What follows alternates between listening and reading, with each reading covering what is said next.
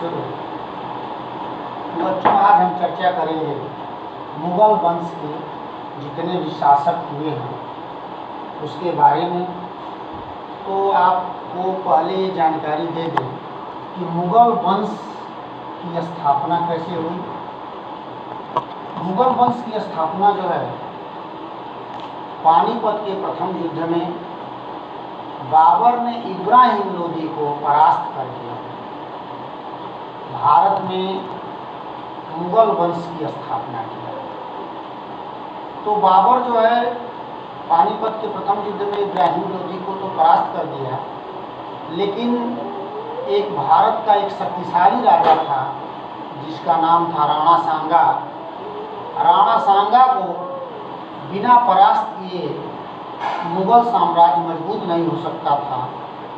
अतः खानवा के युद्ध में राणा सांगा को परास्त करके बाबर ने मुगल साम्राज्य की नींव को मजबूत किया। तो ये कहा जा सकता है कि पानीपत की जो युद्ध, पानीपत का जो प्रथम युद्ध था, वह बाबर को मुगल वंश को स्थापित किया, लेकिन खानवा के युद्ध ने उस साम्राज्य को दृढ़ता प्रदान किया। बाबर जो है 1526 से लेकर के 1530 ईस्वी तक उसने भारत पर शासन किया। बाबर के 4 पुत्र थे, हुमायूं, कामरान, अस्करी और हिंदाल। एक बार कहा जाता है कि बाबर बीमार पड़ गया और जहाँपनाह से कहा कि हे जहाँपनाह, आप मेरी जान ले लें लेकिन हमारे पुत्र की जान ठीक कर दें। जहाँपनाह ने बाबर की प्रार्थना को सुन लिया और बाबर बीमार पड़ने लगा और हुमायूं अच्छा होने लगा। मरते समय बाबर ने हुमायूं से कहा कि तुम अपने भाइयों के साथ पुत्रवत व्यवहार करना। हुमायूं जो है क्योंकि बड़ा था और उसने क्या किया, अपने भाइयों के बीच साम्राज्य का बंटवारा कर दिया और बाबर की बात का उसने आजीवन पालन किया। 1530 ईस्वी में बाबर की मृत्यु के बाद हुमायूं जो है दिल्ली की गद्दी पर आसीन हुआ। उस समय उसका मुकाबला शेर शाह सूरी नामक एक प्रबल शत्रु से था। बाबर ने अपने जीवन काल में इस हुमायूं से कहा था कि यह चालाक अफगान है, इससे सतर्क रहना है। बाबर की बात पर हुमायूं ने ध्यान नहीं दिया और लेकिन इसका परिणाम ये हुआ कि बाबर की बात का ध्यान न देना हुमायूं के लिए काफ़ी मुसीबत भरा था। और 1539 ईस्वी में हुमायूं और शेर शाह सूरी के बीच चौसा का युद्ध हुआ, जिसमें हुमायूं की पराजय हुई। 1540 ईस्वी में बिलग्राम का युद्ध हुआ जिसमें एक बार फिर शेर शाह सूरी के हाथों हुमायूं पराजित हुआ और उसे भारत निर्वासित होना पड़ा। 15 वर्ष तक वह भारत से निर्वासित रहा और इस दौरान शेर शाह के उत्तराधिकारी जो थे वो काफ़ी अयोग्य थे, जिसके कारण 1555 ईस्वी में सरहिंद के युद्ध में हुमायूं ने भारत पर विजय प्राप्त किया और शेर शाह के उत्तराधिकारियों को परास्त कर दिया। उसके बाद हुमायूं एक बार फिर भारत की गद्दी पर आसीन हुआ, लेकिन 1555 ईस्वी में सीढ़ियों से गिर करके उसकी मृत्यु हो गई। उसके बारे में कहा लेन-देन ने कि वह जीवन भर लड़खड़ाता रहा और अंत में सीढ़ियों से लड़खड़ा करके उसकी मृत्यु हो गई। हुमायूं के बाद अकबर जो है भारत की गद्दी पर आसीन हुआ। उसने 1555 से लेकर के 1605 ईस्वी तक उसने जो है भारत पर शासन किया। उसने हिंदुओं के साथ अच्छा व्यवहार किया, हिंदुओं से जजिया कर समाप्त किया, तीर्थ यात्रा कर समाप्त किया। उसने फतेहपुर सीकरी की स्थापना किया और सभी धर्मावलंबियों के साथ उसने अच्छे संबंध स्थापित किए। वह धार्मिक विषयों पर वाद विवाद करता था और वह एक सहिष्णु शासक था, इसलिए अकबर को महान कहा जाता है। अकबर की पहली विजय 1556 में पानीपत का द्वितीय युद्ध था। और 1601 ईस्वी में अकबर असीरगढ़ पर विजय प्राप्त किया। इस दौरान उसने 1586 ईस्वी में कश्मीर पर और 1591 ईस्वी में उसने सिंध पर विजय प्राप्त किया। अकबर की विजय जो है 1575 ईस्वी में गुजरात पर था। गुजरात विजय के बाद अकबर ने फतेहपुर सीकरी की स्थापना किया। अकबर के बाद अकबर की 1605 ईस्वी में मृत्यु हो गई। अकबर के समय में ही ईस्ट इंडिया कंपनी की स्थापना हुई और अकबर के समय एक राल्फ पिच नामक एक विदेशी भारत में भ्रमण करने के लिए आया था। 1605 से 1627 ईस्वी तक जहांगीर का शासन रहा। जहांगीर का शासन काल का कुछ समय नूरजहां के हाथों था। नूरजहां जो है, नूरजहां को जहांगीर ने नूर महल की उपाधि दिया था। जहांगीर ने कहा जाता है कि जहांगीर ने नूरजहां के पति शेर अफगन की हत्या करवा दिया था और उसके बाद उससे विवाह कर लिया था। 1605 से 1627 ईस्वी तक जहांगीर का शासनकाल था। जहांगीर के शासनकाल की एक महत्वपूर्ण उपलब्धि थी कि मेवाड़ को मुगल साम्राज्य में मिला लिया गया, जो अकबर के समय नहीं विजित हो पाया था। उस कार्य को जहांगीर ने किया है। जहांगीर के बाद उसका पुत्र शाहजहां 1627 से लेकर 1658 तक दिल्ली सल्तनत की गद्दी पर आसीन हुआ और उसने जो है शाहजहां के बारे में कहा जाता है कि उसका जो युग था मुगल समय का, मुगल सत्ता का वो स्वर्ण युग था शाहजहां का। और उसी के समय शाहजहां के समय जो है ताजमहल की स्थापना हुई। वास्तुकला के क्षेत्र में शाहजहां ने कई कार्य किए। दिल्ली के लाल किले का निर्माण शाहजहां ने किया था। शाहजहां के समय ही उसके पुत्रों में उसके 4 पुत्र थे, दारा शिकोह, वानियाल, औरंगजेब और राजा मुराद। चारों पुत्रों में उत्तराधिकार का युद्ध हुआ, जिसको धर्मथ के युद्ध के नाम से जाना जाता है।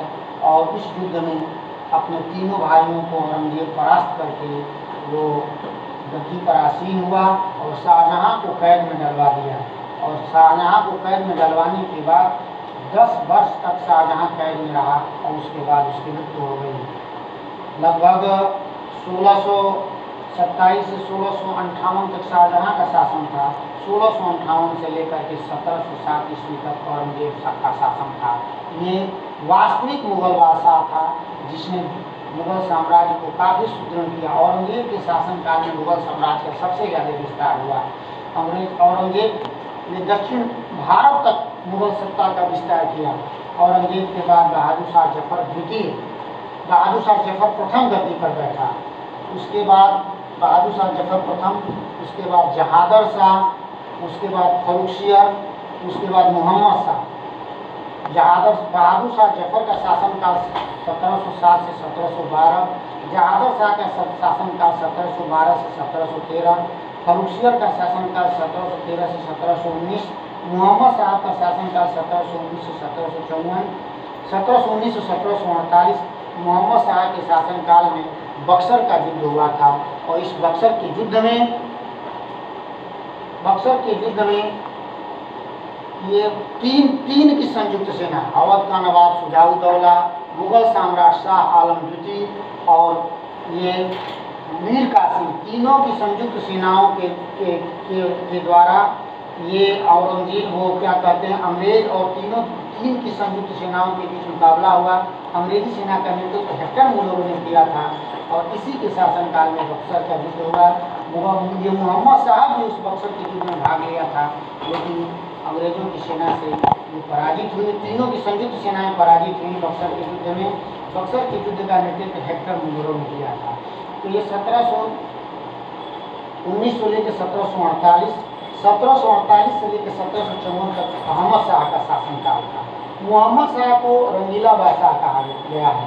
1748 से 1754 अहमद शाह का शासनकाल था। 1754 से लेकर 1759 तक आलमगीर द्वितीय का शासनकाल था। 1759 से 1806 ईस्वी तक शाह आलम द्वितीय का शासनकाल था। 1806 से लेकर 1837 ईस्वी तक अकबर द्वितीय का शासनकाल था और उसके बाद से 1837 ईस्वी से लेकर के 1854 तक बहादुर शाह जफर द्वितीय का शासनकाल था। मोहम्मद शाह को जो है रंगीला बादशाह कहा गया है और इसी के शासनकाल में 1719 से लेकर के 1748 तक ये मोहम्मद शाह था। नादिर शाह ने भारत पर आक्रमण किया था। नादिर शाह ने भारत पर आक्रमण किया था। और एक चीज़ मैं बता दूं कि ये जो शाह आलम द्वितीय है, शाह आलम द्वितीय का जो शासनकाल था 1806 से लेकर के 1837 ईस्वी तक था। और बक्सर का युद्ध 1764 ईस्वी में हुआ था। मुगल सम्राट शाह आलम द्वितीय, अवध का नवाब शुजाउद्दौला और क्या कहते हैं मीर कासिम, बंगाल का जो